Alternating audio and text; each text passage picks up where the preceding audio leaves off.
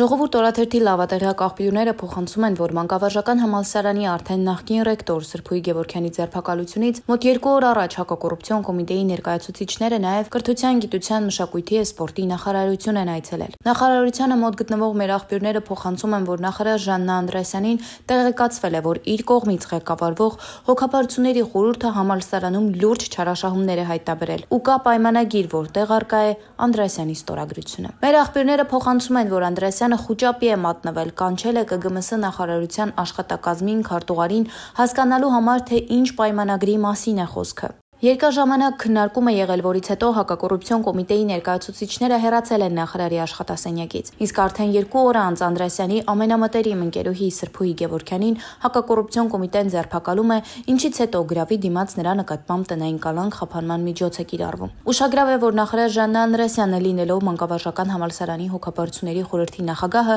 մինչև հիմա ոչ մի կարգավիճակ չունի այս գործի շրջանակում։ Նա անգամ վկա չէ, մինչդեռ որպես Երևանի պետական բժշկական համալսարանի հոգապարությունների խորհրդի նախագահ Արմեն Աշոտյանը մոտ 3 տարի կալանքի տակ մնաց։ Ավելին, Ժաննա Անդրեասյանն ազգային ժողովի ամբիոնից փորձում է նախօրեին մաքրել իրեն այս գործից, այն պարագայում, երբ նրա կողմից երաշխավորված Սրփուհի Գևորգյանն ամեն հարցում իր հետ է ճշտումներ արել ու դա գիտեն իրավապահները։ Հիշեցնենք, որ ուրբաթ օրը հոկտեմբերի 17-ին հակակոռուպցիոն կոմիտեի կողմից իրականացվող քրեական վարույթի շրջանակում ձերբակալվել էին Խաչատուր Աբովյանի անվան Հայկական պետական մանկավարժական համալսարանի ռեկտորը և պրոռեկտորը։ Վերջինիս մեղադրվում են համալսարանի տարբեր աշխատակիցներից կազմված հանցավոր կազմակերպություն ստեղծելու և ղեկավարելու, առանձնապես խոշոր չափերով վատնում և խարդախություն կատարելու, ինչպես նաև կաշառք ստանալու համար։ Քրեական վարույթի շրջանակում ձերբակալվել են նաև համալսարանի մի շարք այլ աշխատակիցներ։ Իսկ «Կզնակ» հիմնադրամի կրթական նորությունների և հետազոտության վարչության պետ